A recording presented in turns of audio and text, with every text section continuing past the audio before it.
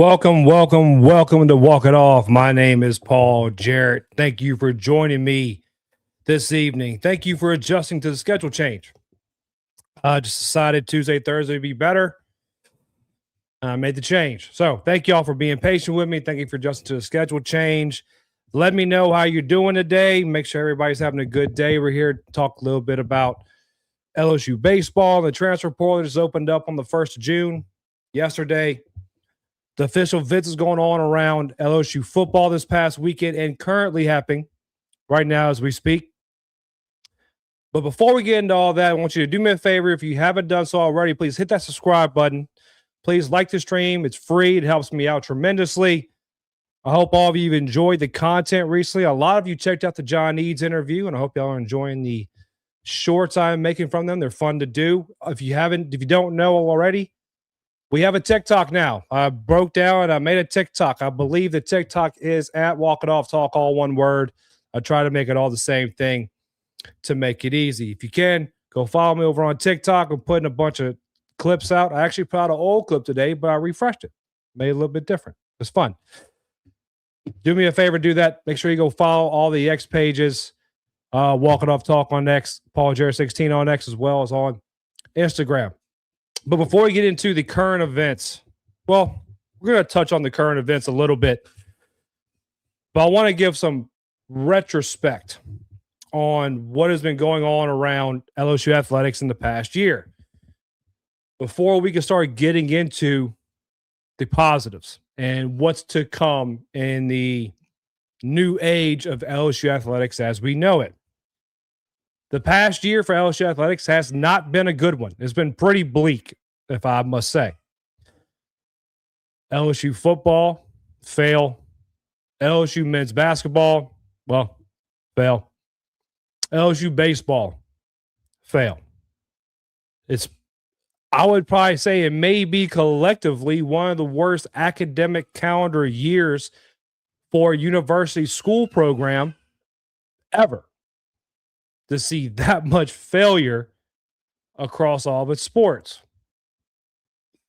And today when I was making a thumbnail and I was trying to put together everything that I wanted to talk about tonight, I kept thinking about what has happened in the past year and reflecting on memories. And I'm going to go over that a little bit with you. Last week I was we had a comment. I think my buddy King, I can't remember his actual Twitter name. I apologize, King. Made a post. It was a repost of, is Bryce Underwood overrated? And he said, boy, did we dodge a bullet. And the way I looked at it is I'm happy we didn't get Bryce Underwood here to LSU. And I called some flack for that. People were saying I was wrong.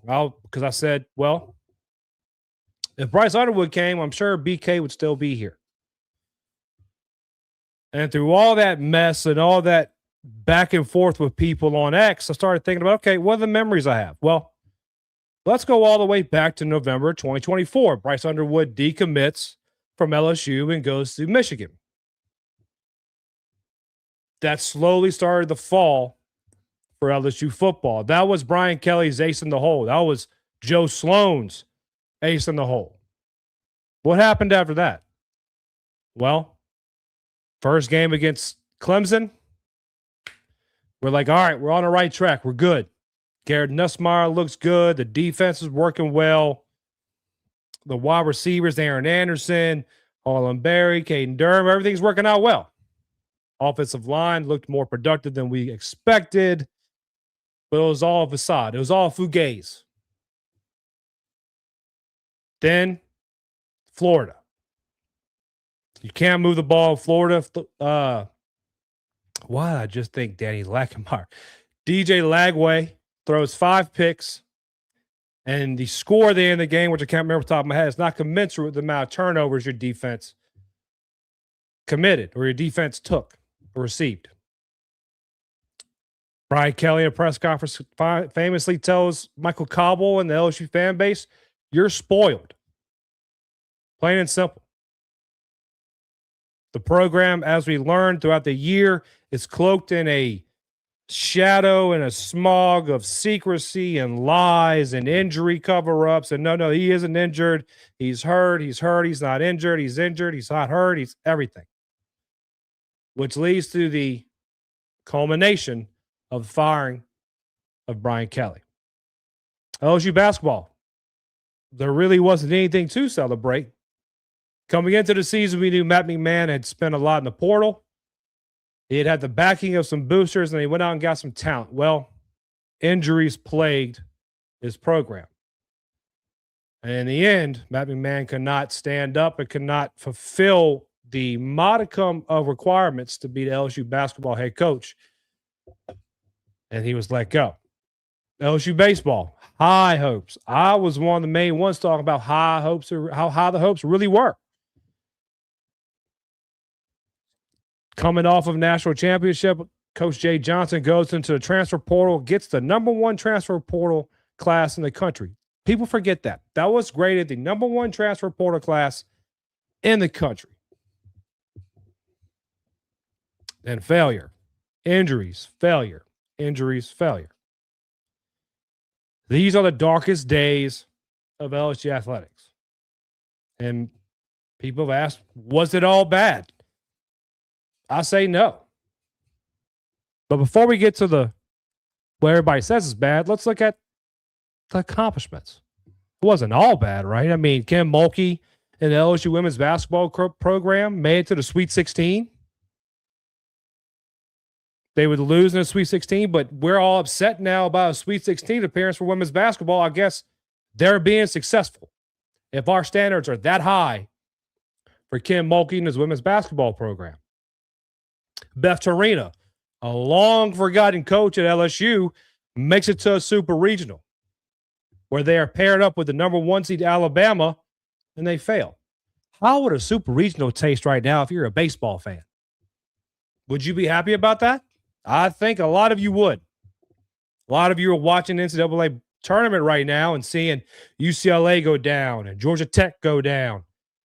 Little Rock and Troy hosting a super regional together. I don't hear a lot of fire Beth Torina talks right now.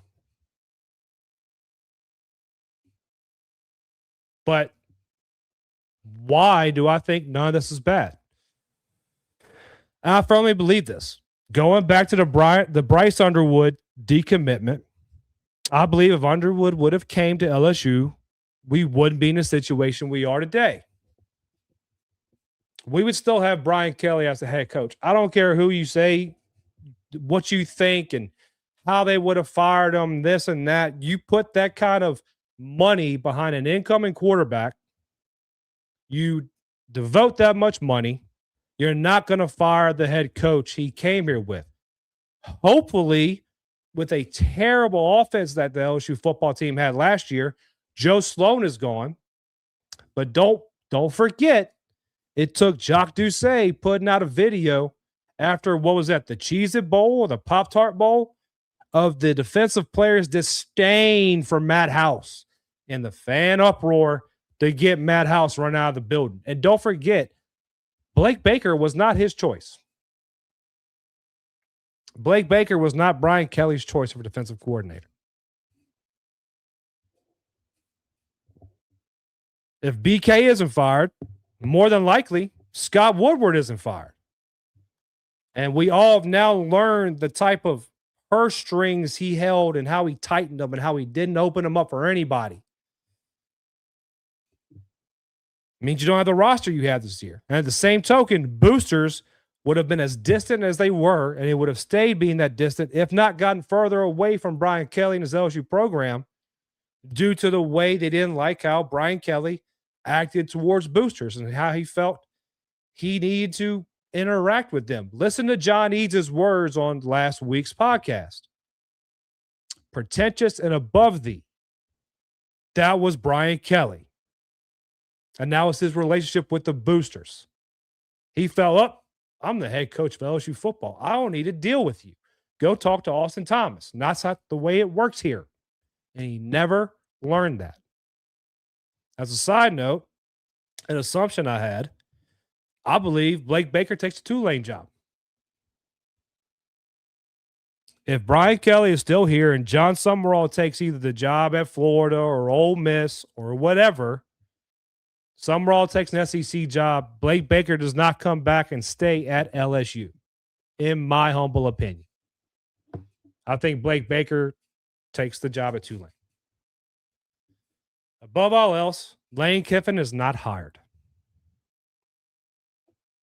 If Bryce Underwood commits to LSU and stays committed and comes to Baton Rouge, Lane Kiffin is not hired. How can you hire him? He won't fire BK.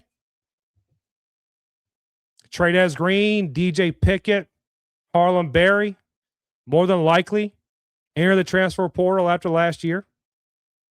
Wood Weeks, more than likely, goes to the draft or enters the portal to go hang out with Landry at Ole Miss. Is Sam Leavitt your quarterback? Is Sam Leavitt your quarterback if Brian Kelly is still here? How about in this little doozy? Ed Orgeron's not hired. Ed Orgeron is not back in the purple and gold in Baton Rouge recruiting. And you all saw the videos from this past weekend from the official visits and the statements made by the recruits of how important Ed Orgeron is to this program. Kevin Smith, you don't have your running back coach riding down the road bumping Boosie. That isn't the culture of your program. The state of Louisiana is not united behind its flagship program anymore. If BK is still here.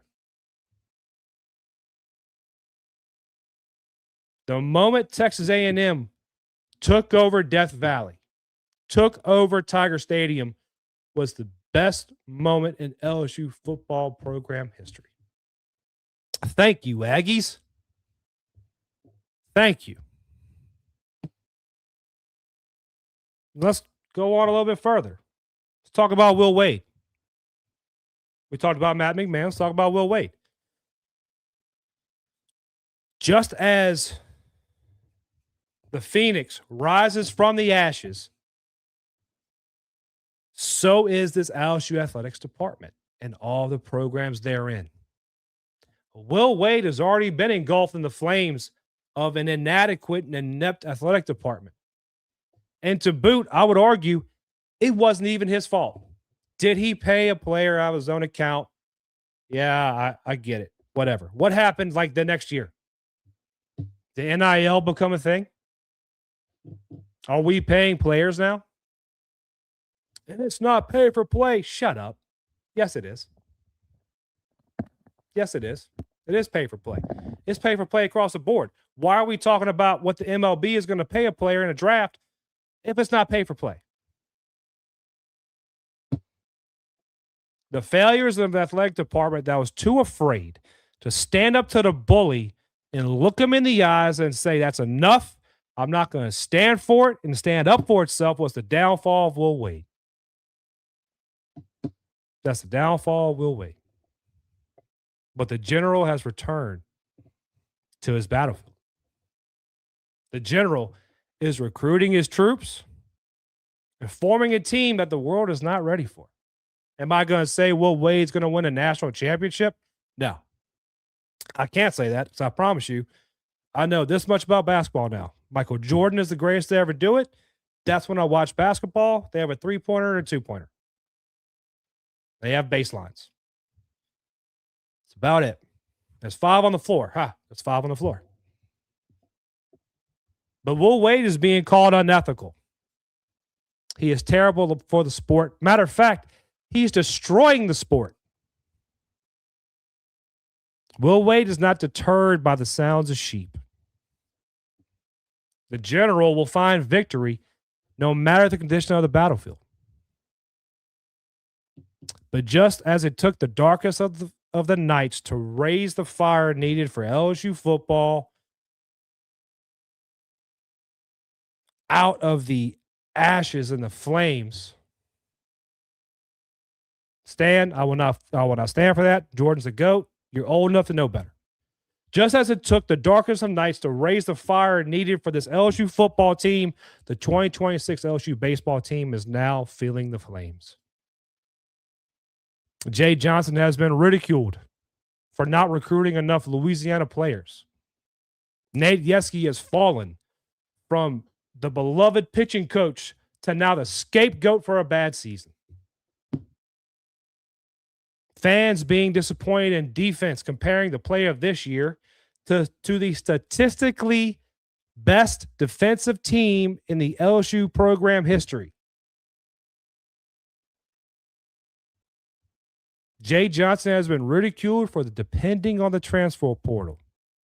Yet, he's being begged to dominate the transfer portal today. But unlike the so-called fans hiding behind memes and burner accounts, Jay Johnson isn't afraid of the flames. The NCAA baseball world is on notice, and he knows the redemption that is coming for this LSU baseball program. After the loss to Auburn in the SEC tournament, Jay Johnson spoke about his outlook moving forward after this season. And he stated clearly, everyone as a whole needs to do better, from players to the staff to him. And that there will not only be reflection, there will be action. Not only will he look at what happened this season and what went wrong, he's going to make the changes necessary for it, to fix it. Same thing he said earlier in the season. I couldn't remember after what series it happened. Jay Johnson said, this will be fixed. This will not happen again. This will be fixed. This will not happen again. You've heard me talk about the villain era for LSU, right? You've heard me talk about it's time to embrace being the bad guy. It's time to embrace being the villain of college athletics. Lane Kiffin is continually, every other day, being tried for crimes against humanity when it comes to college football. Will Wade is listed as number one for what? Let me try that again. Sorry, guys. This is why I don't read. Will Wade is listed as number one on the college basketball terrorist watch list. You don't think Jay Johnson is going to be vilified for what he does in the transfer portal this upcoming offseason? You don't think they're going to come for Jay Johnson and LSU baseball? You're out of your mind. It is always darkest before the dawn. That's why I put it in the thumbnail.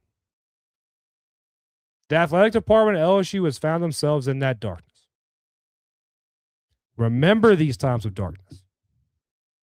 And be sure to never forget them.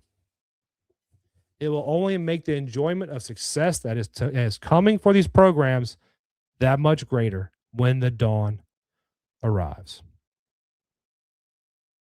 Get ready for some good athletics around here. Get ready. You have the right people in place. We're giving them the ability, I hope, when it comes to Jay Johnson, I hope they're giving them the ability to do what needs to be done to make this successful programs, to make football, men's basketball, women's basketball, baseball, softball, track, tennis, golf, whatever you want to say, they're going to do what they need to do to make them successful. But the fight is not over. Just because you have Lane Kiffin as your head coach and Jay Johnson and Will Wade and Kim Mulkey doesn't mean you can just sit back and rest on your laurels. You see how they acted whenever we started raising money for Jay Johnson. They hear you. They hear you. And you need to keep letting your voice be heard. Because the moment they can take an inch, they're going to take a mile. But I'm ready for the sunshine coming down these programs. I'll tell you that. Let's get to the comments real quick. My buddy Justin Babin, what's up, buddy? Babin, we're going to talk about the tournament later, but remind me, Babin, to talk about Trey Phelps. I want to give you my opinion on the Trey Phelps situation when it comes to his ejection and things of that nature. Robbie, what's up, my guy? Robbie, about to be some Tigers by next weekend for LSU baseball. Maybe sooner. Maybe sooner. Stanley, who doesn't know ball, thinks LeBron James is the GOAT. What's up, my guy? What's up, buddy?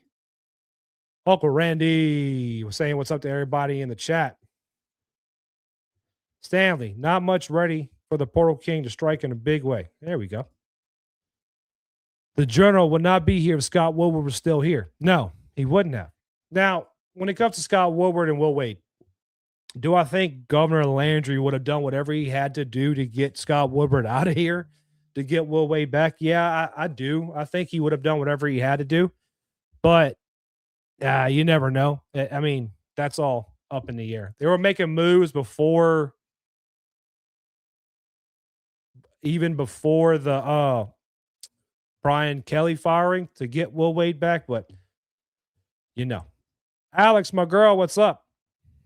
Make sure you check out Chaga Talk on her podcast. Say what's up. All right, let's see. The General loves LSU as much as any coach here, except maybe Coach O. He does, man. That's the reason why he went to McNeese. That's why he went to McNeese. He wanted to stay close. He was trying to find a way back. And, well, thanks, Scott Woodward. Sorry, guys. That's that quick. Hold on. Slow y'all roll, Shaq the GOAT. Look, people sleep on Shaq. People sleep on him. Shaq changed the game. You got to admit, Shaq changed the way you play professional basketball. Exactly, Randy. Better recognize what I need to. Oh no, Unc loves LeBron too. I'm not even. We got other things to talk about. If we start getting on to the Jordan LeBron thing, we're gonna be here all night talking about things that don't matter because Jordan's a GOAT. Oh no, Stan knows baseball. Oh, 100% Stan knows baseball. That's Randy. Stan knows baseball. Stan's gonna be on this show. I'm working on it. Stan we talked about it. I have a lot of pans in the fire right now. If y'all understood, if y'all knew, y'all would understand. But I got a lot of pans in the fire. Stan's gonna come on this show. I have an opinion on Trey Phelps for sure. I do too. We're gonna get to that. Let's go ahead and get to our commercial break real quick. When we get back, we're going to start off talking about LSU football. Then we'll get into the transfer portal, LSU baseball. Then if we have time, we will get into the bracket and some other situations surrounding college baseball. Again, do me a favor. If you haven't already, like the stream, subscribe to the channel. It does a lot of help. I promise y'all, it really does. When we get back, we'll start talking about other things. Stay with us.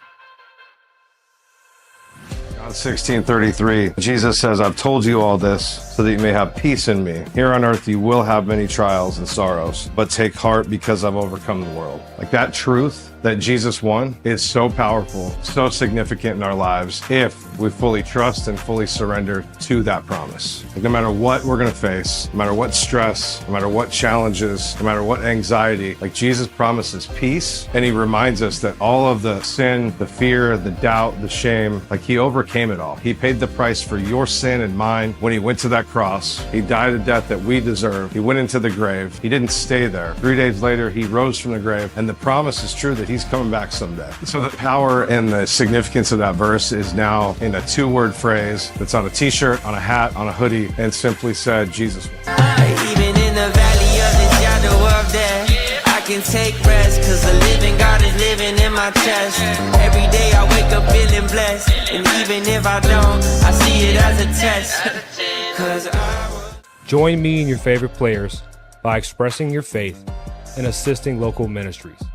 Use code WalkItOffTalk for 20% off your orders at JesusOneApparel.com. 15% of your purchase will support local ministries like the LSU FCA. That is code WalkItOffTalk for 20% off. Jesus One. In South Louisiana, there's nothing we love more than God, family, sports, and food. For your next get-together, make sure you contact Mie Sourdough Bakery. Whether you're gathering with friends and family for the big game or surrounding yourself with loved ones for a Sunday dinner, Let Mie Sourdough Bakery provide what you need to make it that much more special. Mie Sourdough Bakery is a small batch, all organic bakery right here in the heart of Baton Rouge, Louisiana. Go take a look at what's being mixed up in the kitchen next, as well as place your orders on Instagram at Mie Sourdough Bakery. Don't forget to pick up your regular sourdough loaves, your jalapeno cheddar loaves, cookies for those late night snacks, and cinnamon rolls for those early morning cravings. Mie Sourdough Bakery, where the first ingredient in anything made is love. Mie Sourdough Bakery. What up, what up, what up, what up, what up? All right, we're back. All right, let me cut that off. Let's see. Did I miss anything in the chat? Can't wait. I know you can. LeBron couldn't even start on Jordan Dynasty teams. Robbie, that's what I love you, bro. Didn't say LeBron's coach, just have mad respect for him. I got respect for him. 100%. This is my question. Did Bron do some steroids? I don't know. All right. Let's talk about some LSU football real quick. Let me see where I'm at. Over the weekend, LSU and the coaching staff hosted official visits here on campus.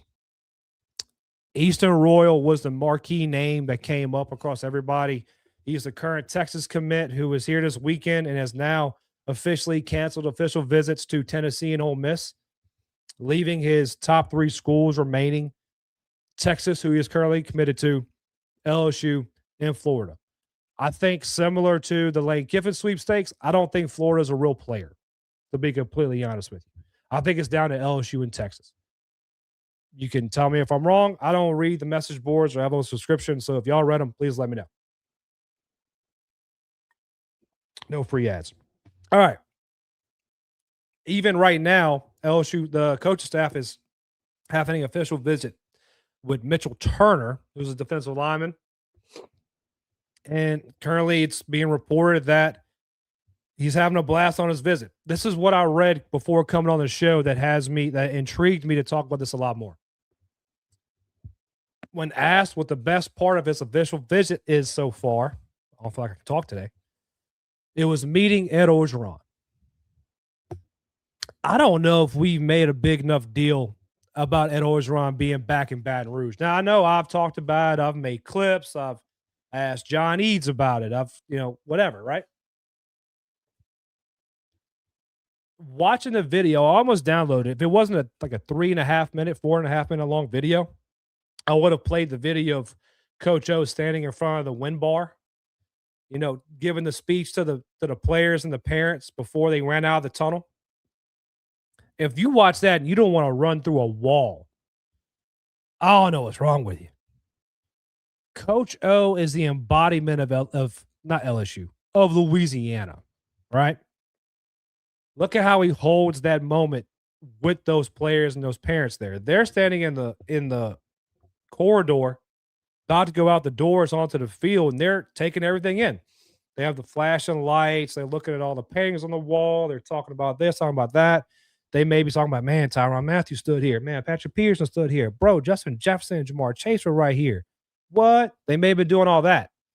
But Coach Joe's like, right here. Hey, get close. If you're scared, get out the kitchen. If you're scared, go to church.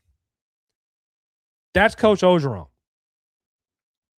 Him being back in the purple and gold, you may be able to give Lane Kiffin time off.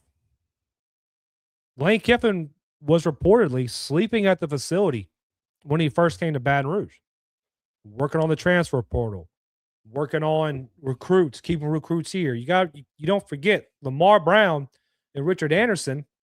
I believe there was one more. I can't remember his name right now. We're pushing off their commitments. Now, everyone's favorite associate head coach was behind that, and no one wanted to listen to it. But Lane Kiffin was like, nope, I'm going to work. If he didn't recruit at Ole Miss, because he couldn't. And when asked in the SEC meetings, I didn't really bring this up.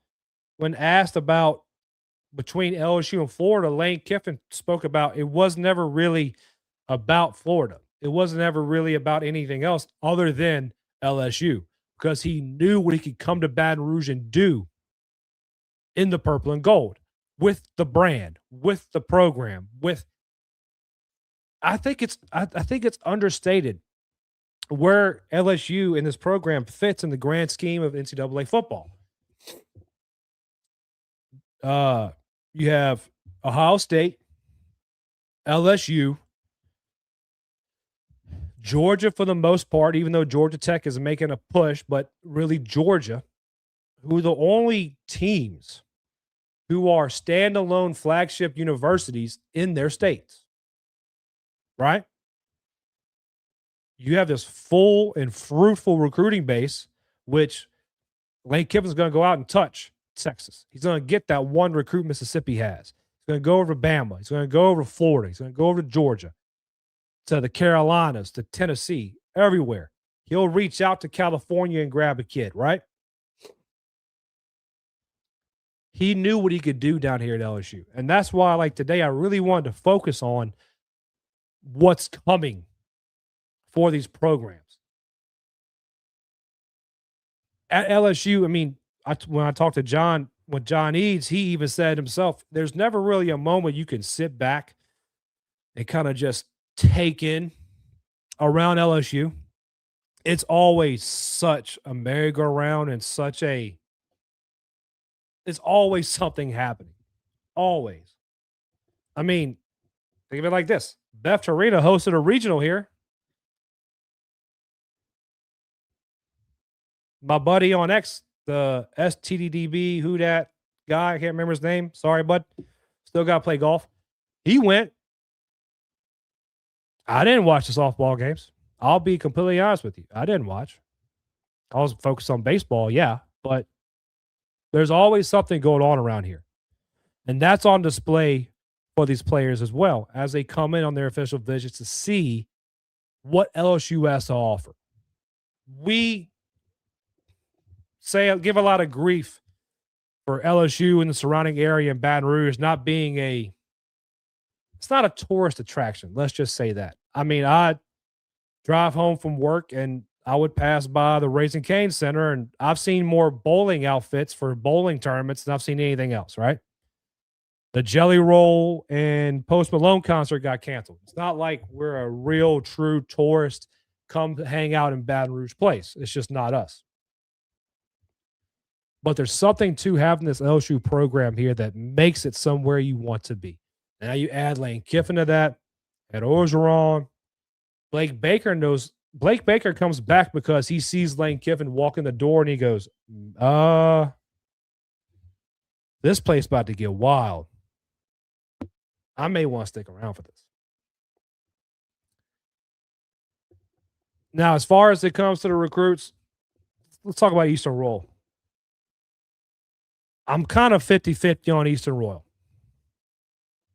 I'm never going to be the guy. Like, even I remember the night Bryce Underwood, we talked about earlier, decommitted from LSU, and I was on X and scrolling through different comments and listening to spaces and doing this and doing that, just kind of taking in content, being bored. People were melting. What are we going to do? If Eastern Royal stays committed to Texas and goes to Texas, everything will be fine. Everything will be fine, in my opinion. I think they need to get him, but at the same time, I think he could be using LSU as a bargaining chip to get a little more money out of Texas. I don't know the package that Texas has offered them. I don't know the package LSU has offered them. I'm pretty sure it's going to be a very lucrative package, to say the least. But guys like that are, I mean, what was that guy's name? Decorium Moore, who went to Oregon, right? It was never a moment of, he was never he was never really coming to Baton Rouge, right? Now people say it's because, they couldn't come up with either $50,000 for Decorium more, Scott Wilbur thing. I don't think Verge is going to be pulling the reins on Lane Kiffin. Like John says, like I said, Lane Kiffin gets whatever he wants. Period. Other news on LSU football. Peyton Houston, Pop, was at the Elite 11 competition over the weekend, and he finished 4th out of 11. Now, if you don't know what the Elite 11 is, I'll break it down for you a little bit. I used to love watching it on ESPN years ago when you had guys like Justin Fields and Trevor Lawrence and I believe Walker Howard was on it one year. You had a lot of guys like up and coming high school quarterbacks trying, separate themselves from the pack, right? The top 11 in the country. So Peyton Houston goes through the local circuits, all the things, kind of like a tournament to get to that final Elite 11 competition. And I believe it was Trent Dilfer at the time. I don't know if he still does it. I think he does. With Trent Dilfer, and they ranked the top 11. Like, where do you fall in the top 11? Now, I saw Peyton Houston as high as number 2 on day 2, but he finishes out number 4, and he finishes out with the superlative or being labeled as the most accurate passer amongst the group.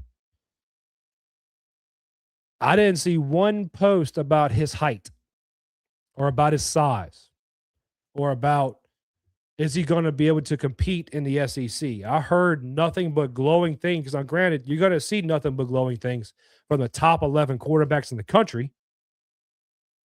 But I didn't see anything talking about, his size is going to be a problem. The kid was ranked number 2 on day 2 of 11. Of 11. Forgive me if I'm mispronouncing his name. I think it was Trey Turner, the guy to Nebraska, was number 1 when it came down to the end of it. The Peyton Houston slander and the people saying he's not going to be able to do it and he needs to go after Elijah Haven. Anybody in the chat, please, Stan would know this. Was Elijah Haven there? Now, I could be misconstruing years or doing something wrong. I don't remember Elijah Haven being there. Matter of fact, I'm going to double check that while I have a moment. So I'm going to give that a look-see. Unless one of you can. He was there, Stan? Okay.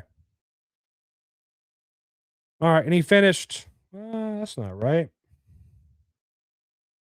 Oh, no, that's not it. Okay. He finished. That's day 1. Why does it do this? What? Okay. Why is it saying he finished 5th when he finished 4th? Day 2. Yeah, day 2. Maybe I'm wrong. So right here it has Peyton Houston finishing 6th. I already finished 4th. Elijah Haven finishing 1 ahead of Peyton Houston at 5. Yeah, Robbie, everything I read earlier said 4th. Either way, 6th, 4th, who cares? Peyton Houston, and I don't think it's talked about enough, his first offer was Lane Kiffin at Ole Miss. And not only is Pop, or Peyton Houston, Pop, a purple and gold guy through and through, LSU guy, LSU kid, and said, yeah, Kiffin, your system will probably work for me. I'm sticking with LSU. Lane Kiffin comes, match made in heaven. Match made in heaven. I am excited to see what Peyton Houston does. Personally, I believe you get 2 years.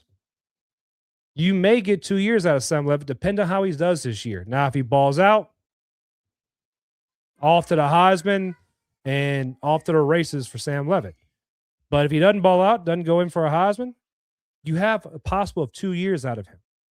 Now, you get Pop Houston sitting behind Sam Levitt, sitting behind Husan Longstreet, Landon Clark, who I think is going to be better than most people think, even though he hasn't performed as well as we thought he would in spring football. You have all these different talents and all these different abilities surrounding Peyton Houston with LSU football. 1 second, guys. 1 second. All right. Sorry about that. You have all these different abilities and all these talents, all this experience surrounding Pop Houston here in Baton Rouge with Lane Kiffin, with Charlie Weiss Jr., right? T. Martin, NFL guy, he's going to be able to work with him as well. His son is now a quarterback here at LSU. Not going to talk about that. I have a lot of hope and a lot of faith in Pop Houston, and he will be the future of the LSU football program, no matter what. All right, off to the transfer portal. LSU baseball. Yesterday, June 1st, was the opening of the NCAA baseball transfer portal. This calendar needs to change. Flat out. The transfer portal cannot open the Monday after the regional start. It's preposterous. It's ridiculous. How do you expect, say you have a kid, let's use Little Rock and Troy as an example, right? Cal Poly.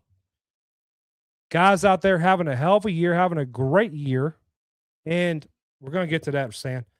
Guys on those teams having a great year, but, and I can't remember when the transfer portal closes. Say they were what we want our children to be, honest, and they go to their coaches on May 31st. So, hey, coach, I know we're in the middle of a regional. I'm just going to tell you right now, I'm planning on entering the transfer portal after the season ends, whenever it ends, if it ends in the regionals, super regionals, Omaha, whatever. Can't do it. You can't do it. This calendar needs to change. Now, speaking on the transfer portal and why it needs to change, you don't hear a ton about tampering in college baseball in the transfer portal. You don't hear a ton of it. Now, we haven't had it for very long, but I was doing some research this morning when I was looking through different transfer portal, trackers and this and that, and I came across the Baseball America transfer portal. Now, I don't know how updated this thing is by the hour or whatever that is, but early this morning, what surprised me is you had players already committed to new universities. Already.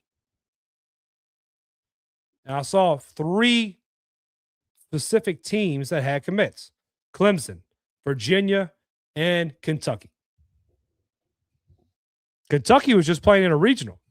They got beat by Country Roads, take me home to the place I love. West Virginia beat them. Yeah, I was happy about that.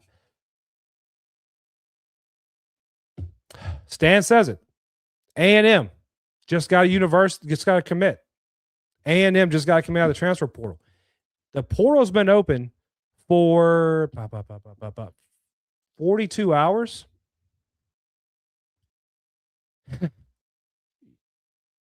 How is there not now? Is it NCAA baseball coaches not really making a big deal of it? Is it, because we all joke about Jay being in the dugout watching guys at Northwestern like Brody Trosclair, watching guys like the Southern center fielder this year, guys at Dartmouth, at Northeastern, this and that nature, right? But Jay isn't going to walk across the dugout or wait for or get into the handshaking line and say, "Hey, give me a call when tonight. Give me a call when you get back to your dorm." That's not Jay. I wouldn't be mad if it was Jay. Embrace the villain era, but it's not Jay. He's going to do things right. Jay Johnson's the kind of guy who does everything by the numbers. I don't know him. I'd love to get to know him. But he's the kind of guy that does everything by the numbers. He's not going to sit there and do anything out of whack because he doesn't want to have the same heat that a guy like Lane Kiffin, Will Wade, Sarkisian, any of these guys who get, or Sloss, get the kind of heat they get because he just doesn't want to deal with it. He just wants to coach baseball. I don't know if changing the schedule would do anything to fix the tampering in college baseball, but it's ridiculous. How can you tell me now? Yeah, you could have played. So say the kid that committed to Clemson. Let's pull up his name real quick. I'll go to the top commit that's already committed, as it pertains to Baseball America. Brody Chrisman, Outfielder from Akron. He's a junior. It's going to Kentucky. John Downing, left-handed pitcher for Seton Hall. It's going to Virginia. He's a grad transfer. And Bennett Edwards, a catcher outfielder from Georgia Southern, is going to Clemson. I don't know if Georgia Southern played Clemson. I don't know if Akron played Kentucky. Seton Hall played Virginia. It sounds like there's teams that would mix and would cross, but you're telling me you went there as a visiting team, you saw everything you need to see about Kentucky, Virginia, and Clemson?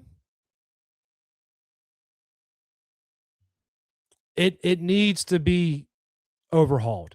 It's the same way we complained the same way we complained about Jay Johnson not having enough time to scout and dive into the transfer portal like he did while he was in Omaha. The same thing now. Yeah, he has all the time in the world, but Jay wasn't giving up coaching when he got to the SEC tournament. He wasn't focused on the portal at that moment. Jay was focused on winning. Now, am I saying Jay did nothing towards it? No, I'm not saying that. What I'm saying is I want Jay hyper-focused on the portal and on recruiting when he needs to be. And this schedule needs to be changed.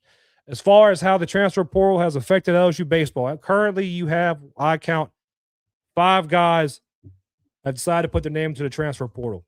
Maverick Rizzi, Jaden Newt, Daniel Harden, DJ Primo, and Trent Carraway.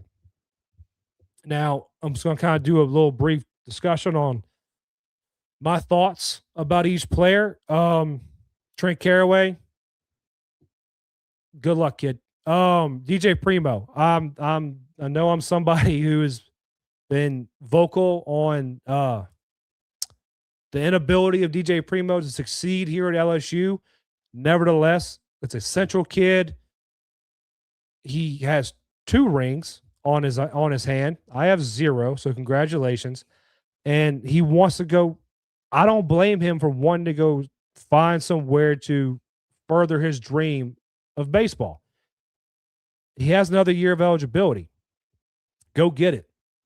I'm happy for him. Which, in return, makes me think this. I don't think Primo was a redshirt senior. I think he was a senior, if I'm not mistaken.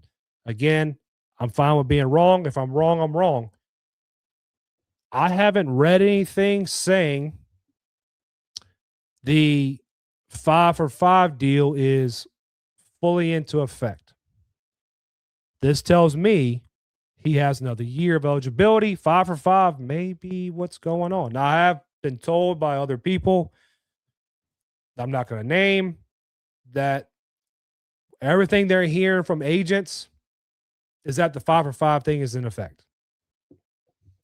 Could that lead to Stephen Milam, Jake Brown, Derek Curiel coming back? Maybe. Daniel Harden. Man, it sucks. He was a senior though, Robbie.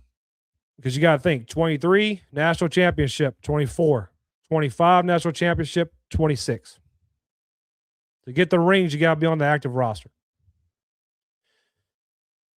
Daniel Harden.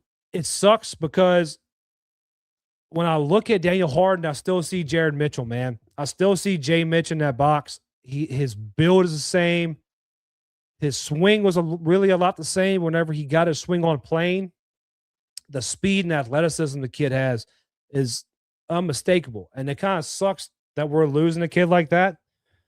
And also, just to kind of bring this back up, it makes me wonder what's going to happen with players returning. As far as we know, the outfield is wide open. When I say wide open, what do I mean? William Patrick's going to be in center field. Maybe Mason Braun goes to right field. I would like to see Mason Braun at first, maybe third, personally. Not third. We talked about this. At first. personally, but maybe Mason Braun moves to the outfield. Who's playing left? Who's playing left? This is what we currently know of the squad, of the roster, right? As of right now, Daniel Harden will be playing left in all.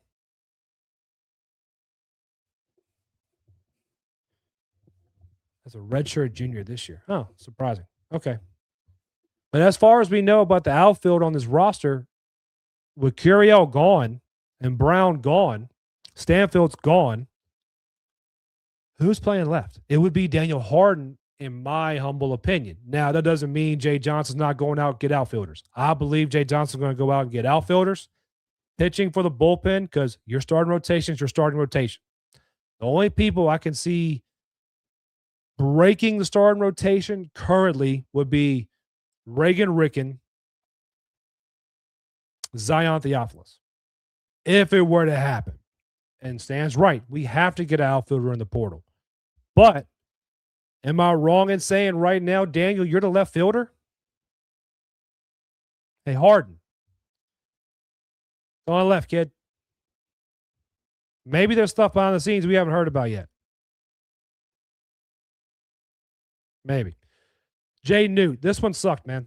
I'm happy for Jaden. I hope he goes and finds success wherever he goes. I think that's one of the head-scratching things I had when I looked back over this past season was, how did Jaden Newt get lost in the shuffle? I don't know if there was kind of like, arm discomfort we didn't hear about or whatever, right? Jaden Newt coming into the season I look at preseason baseball as fall, and I call the January section spring. I know it's winter. I call it spring. But that January side and the fall side, he looked good. He looked good. I thought he looked good, and I was really kind of excited to see what Jaden Newt we got coming into the season. And after the Kent State game, it was Kent State. He started, and then he kind of went on the shelf.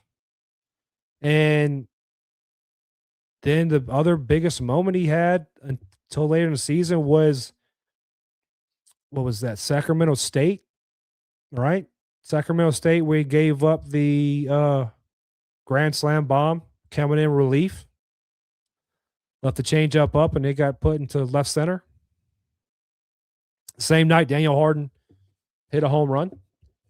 It sucks. I kind of wish he wouldn't have left, but you never know what Jay's got coming in the portal, what Jay's planning. It may be instances where Jay says, hey, Newt, you may find success somewhere else better. But nevertheless, I hope Jay Newt all the success we can have. And Maverick Rizzi. Maverick Rizzi is probably the one player on this roster from this past season who is the most head-scratching, because you've looked at all the summer league reports while he was in, I believe it was the Cape. Don't shoot me if I'm wrong about the Cape. He was playing summer ball, and he looked phenomenal. Everything coming out of summer balls, he looked phenomenal. He was throwing phenomenal. He was throwing harder. He was throwing for strikes. It was something that was upsetting to see leave. All in all, I hope these kids all find a good home. Hope they all find somewhere they can get some playing time and have like a Mikey Ryan moment, right? By the way, I didn't want to bring this up. Mikey Ryan kind of talking trash on LSU. Come on now. You have the same amount of postseason wins as LSU does this year, kid. All right. And as Stan brought up earlier, right now, if there's no other news about this, is currently, as before we started this, Jay Johnson is currently hosting a left-handed pitcher from Northwestern State named Brody Trosclair. Trosclair in 2026 was 5-1 in 38 innings pitched. He had 55 Ks, 11 walks with a 1.89 ERA. Thank you, Robbie. And I checked, he did not pitch against LSU this year when Northwestern came to town. As far as getting into pieces that are, I would like to see Jay go get in the portal. Right now, I think it's too early. So, because you got to think about when Jay really starts pulling in guys. Now, I think Jay's going to pull in guys a lot sooner rather than later because he's not playing in Omaha. I'm going to let this transfer portal kind of mature and develop because until I deep dive into this, I believe Jay needs pitching, outfielders, middle infield to a point. Well, infield, I'd probably bring in another catcher. There are guys on the roster that I have question marks next to whether they're going to stay or not. I'll be honest. The question marks I have on this roster right now, Eddie Yaman. Don't know if he stays. I know he's an LSU guy, and I love Yaman, but he may try to find somewhere to play. And looking at Omar Cerna and Kate Aaron Beatty standing in front of him, he may not see that unless he sees that left field opening, and maybe he can go jump at that. I don't know. Right now, I have a question mark next to John Pearson. I heard some things over the season that make me wonder. Now, I'm not saying John Pearson's entering the portal. Don't put that on me, Ricky Bobby. But it's a possibility. It may be a 2% possibility, but it's still a 2% possibility. Cooper Williams, I could see entering the transfer portal. You know, it's just one of those things. Dax Dothie's not coming back. I think you're going to have more bloodshed to the transfer portal than we maybe anticipated or maybe are going to notice. Like, I didn't see Jay Newt enter the portal personally. I knew Harden was a possibility. Caraway, I thought, would go to the draft, but I didn't think he'd stay here. Zach York, does he come back? Does he enter the portal?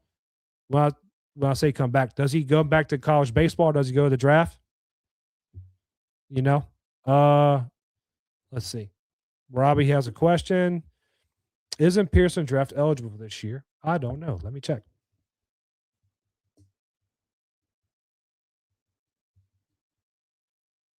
I can't type. All right, let's see. John Pearson.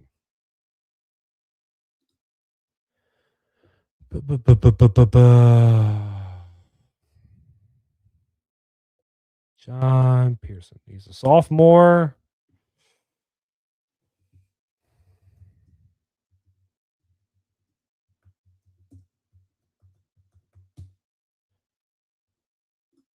John Pearson draft eligibility.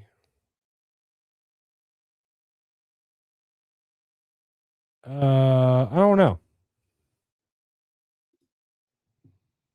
He may be. I know he's 21. So yeah, he may be draft eligible. I don't see John going to the draft though, personally. All right. But anyways, and like Babin says, your entire bullpen basically has to be overhauled. So at least 4 bullpen arms. What did we talk about? I think 8. I'm thinking between 7 and 8. I know me and you actually talked about this, Stan. I'm trying to remember. I think if I told you 7 or 8. I got a lot going on in my head right now. All right. Let's see. Yeah, we got time. Let's go into the NCAA baseball tournament. It's a fun one. I'll be honest with you guys. After the Auburn loss, I kind of took a step back from baseball just to kind of recenter myself, focus on some things with the family, spend some time with them, because whether you believe it or not, doing this and tracking baseball is a lot when you do this. So I wanted to spend some time with my family, but I did keep an eye on everything. And shout out to Babin. He kept me apprised of a lot of things going on in the tournament as well. UCLA and Georgia Tech go down. Now, I didn't have Georgia Tech going down.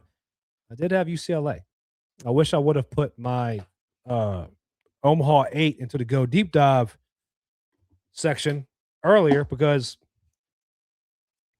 I would have been the only one with UCLA not making Omaha.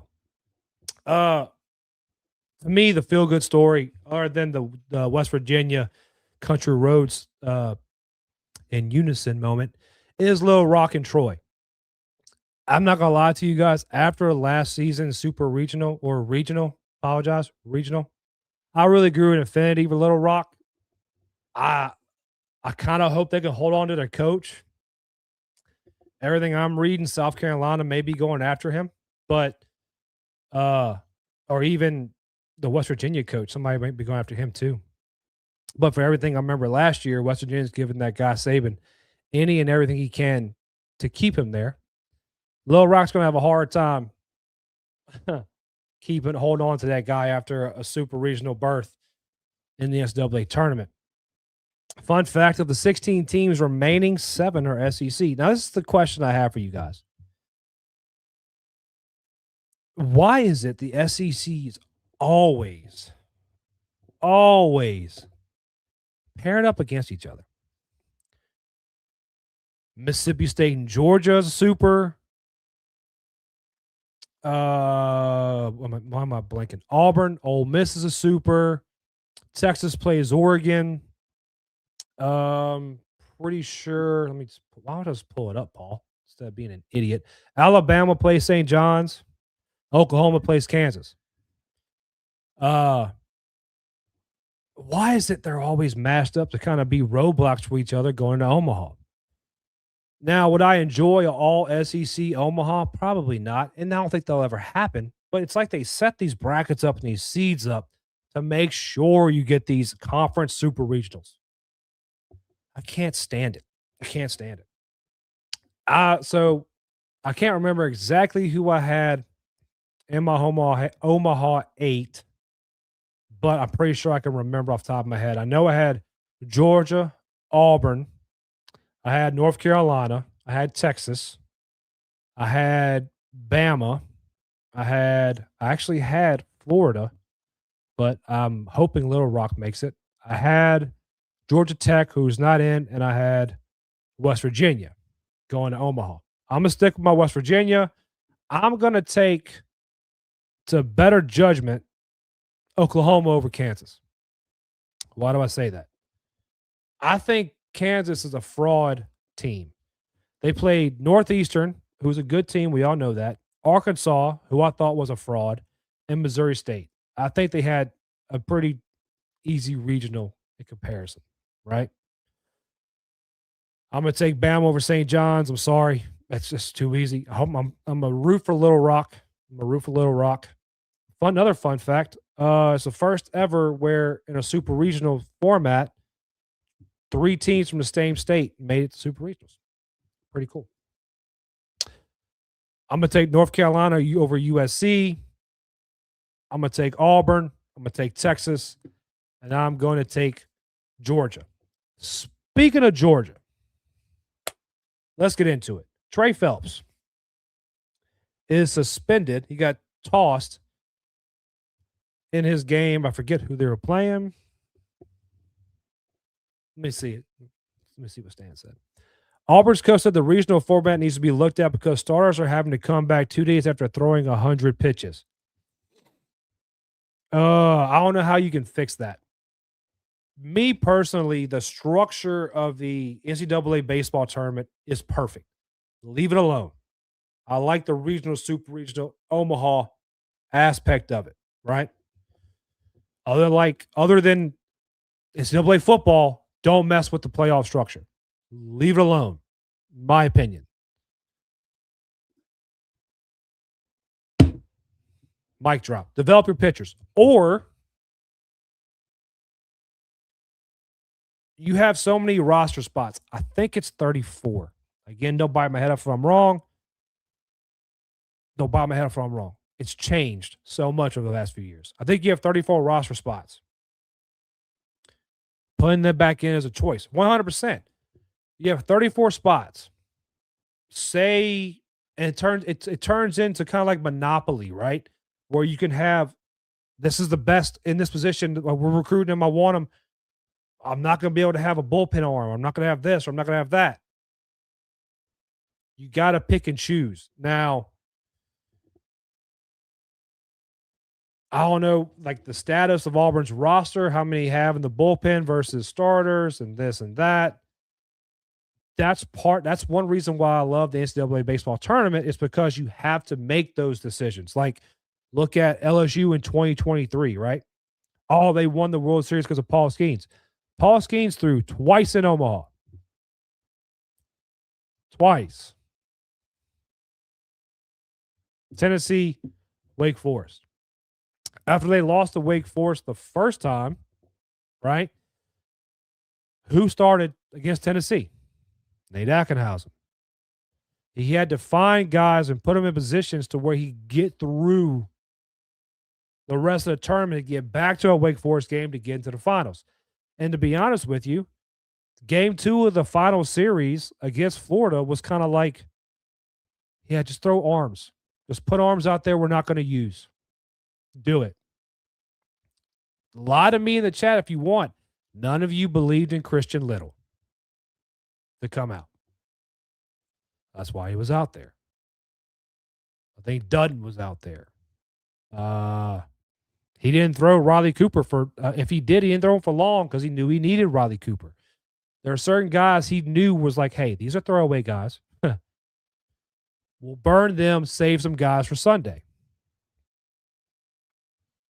How about don't lose game 1 to Milwaukee? Good point. That's what I love about it the most, is that there's so much planning and adjusting to the landscape of a tournament in a series. That is, to me, what makes it so great. Because you have teams like UCLA and Georgia Tech who get beat. Kentucky. Is Kentucky a better team than West Virginia? On rosters? Probably. West Virginia was better prepared. It's too easy. Arkansas. Is Arkansas a better team than Kansas? Right? Am I right? Yeah. I would have taken Arkansas over Kansas any day.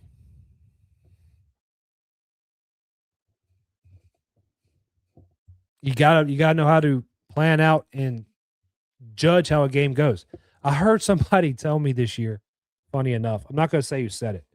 I heard somebody say this. The problem with Jay Johnson is that he does too much coaching. Legit words. Legit statement from somebody that all of you would respect.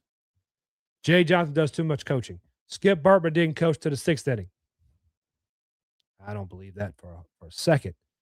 But a guy all of you will respect, and I was very, very pleased to meet and very honored to meet, said Jay Johnson coaches too much. Look, I'll take Jay Johnson coaching too much any day over complaining about the regional structure. My opinion, Arkansas was lacking legit starting pitcher this year. That was their downfall. Yeah. Who was that guy that came out and they did the little graphic? It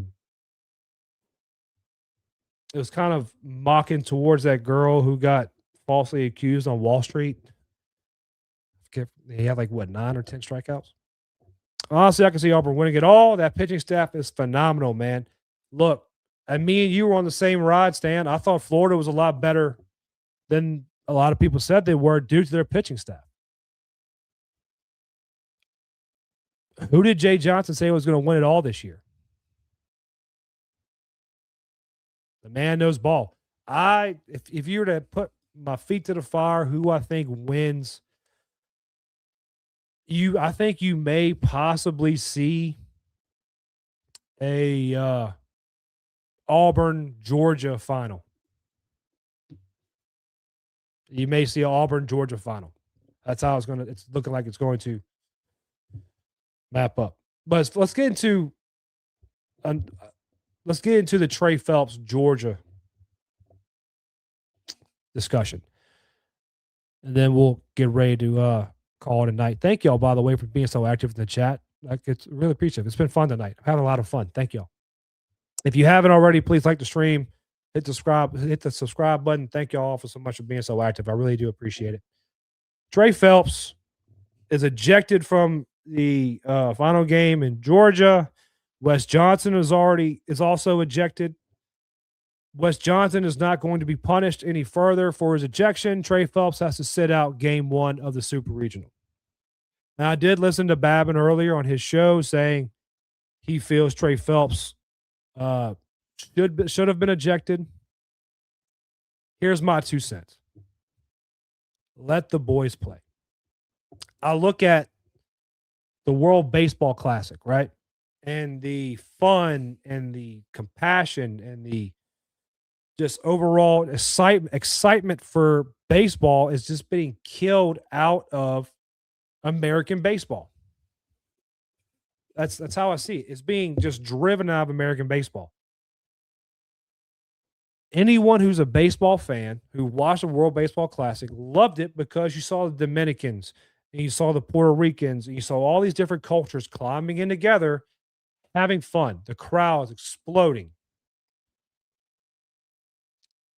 What Trey Phelps do? What Trey Phelps did wasn't crossing a line in one aspect. Now, Babin says he talked to somebody close to it and says that Trey Phelps was saying stuff to the dugout. Okay.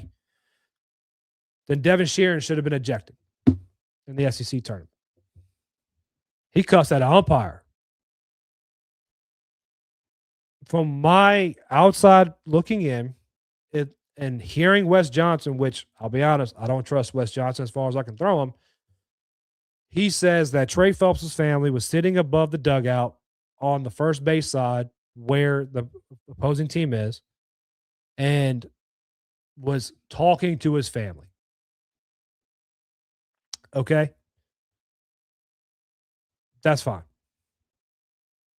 The reason I tend to believe that in the post-game press conference, the head coach couldn't tell the reporters what he was saying, and not in a instance of, well, I don't want to repeat what he was saying on camera. He was saying it to her, well, I don't know what he was saying, but he was talking to us. How do you know he was talking to you then? Watching the replay, it looks as if Phelps is looking above the dugout talking to his family. Before I found out his family was sitting on that side of the field, I thought he's probably looking at fans or looking at his family saying something. The only thing I thought Trey Phelps did wrong, he took too long around the bases. It turned into a circus act around the bags. Hey, yeah, celebrate, but let's get a light jog in here, kid. Let's move it a little bit, right? We all remember the Ozzie Albies walk off in the World Baseball Classic where it took Ozzie, when I recorded it for a video, was like a 2.5 minute trot around the bases. Now, I'll even go as far as to say this: if we want to make all the fun haters happy, put a time limit on trips around the bags. Make it to where if you are running around the bags for this long and you go over this time hack, you're out. Other than that, for anyone to say Trey Phelps deserved to get ejected, Seth Dardar should have been ejected. Seth Dardar hit the score bug with the baseball bat before he got halfway down the line, a third of the way down the line. Look, let the boys play. Let them have fun. I don't think Trey Phelps, I'll put it this way. In my eyes, it took Trey Phelps way too long to run the bags. Cool. You have some back and forth. He was talking to the dugout. He wasn't talking to the dugout. I don't care. If say he was, toss him. Don't make him sit. Don't make that kid sit in the supers, because you're not just punishing him, you're punishing his team. Now, I get it. Everyone say, well, you got to think about that before you make the decision. I get it. These are kids. I've been saying it all year. These are kids. Let the adults be smarter and not punish the kid, right? It's that simple. He shouldn't be ejected. If anything, Wes Johnson should be punished because Wes Johnson is the ringleader, right? He's not a Tony Vitello type who's kind of egging it on, but Wes Johnson is the leader of that team. He should hold more responsibility than Trey Phelps.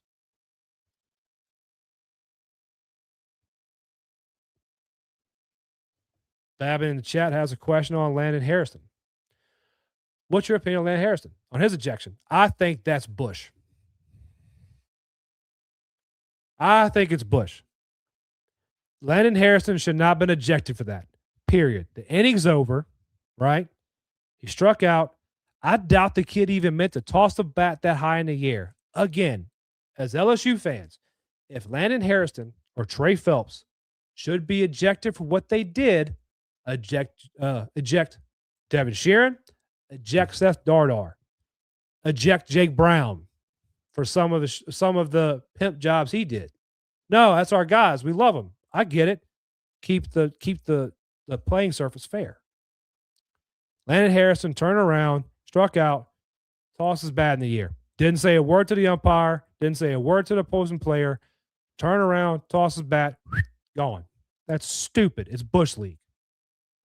You're taking the best player off of this team, the National Player of the Year, mind you.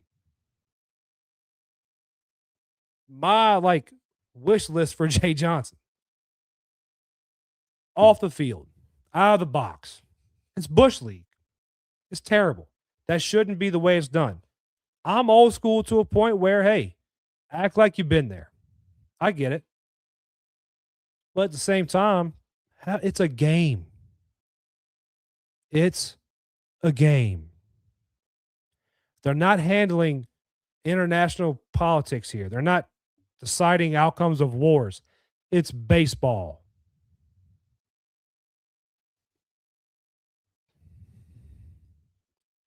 And bad thing, they reviewed it and then ejected him. Stupid. If anything, give him a warning. So, and whenever I hear give him a warning, I always go back to Terry Collins and New York Mets. Whenever Chase Utley and the Noah Syndergaard and all that jazz, right? I can't remember the Georgia game right now to remember if there had been some skirmishes or some jawing back and forth up to that point that would have levied a warning. I don't believe the Arizona State game had a warning. You know, it's one of those things where you have warnings for a reason, and neither one of them crossed a line, in my opinion, that would have superseded the warning. Like, I'll be honest, a guy like Devin Sheeran, I love his fire. I love his tenacity. Cussing at an umpire, gone, in my opinion.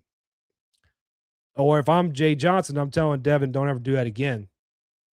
Or I'm taking you out no matter what, because that's you got to have a respect for people in charge, above you, things of that nature. I don't care if you like a zone or not, or you're defending yourself against Auburn who's jawing at you. I don't care.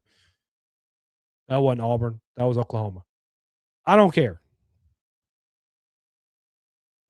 You got to have respect for that. Babin says, I think they should just get rid of the 1-game suspension.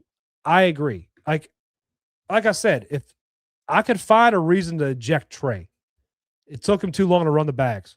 Cool. Gone. But don't take him off the field for supers. Don't take him off the field for supers. You're hurting the team. Period. You're hurting the team. All right. Let's see if we got anything else in the chat. Yes. Oh. Shut up. All right. You got to give us a shot. Exactly. I love it. I love it. We're in the jackpot now. I love it. I forget who that umpire was, but I love that guy too. He was awesome. Like every time I turned on an MLB game after and I saw him, what was his name? Terry says it.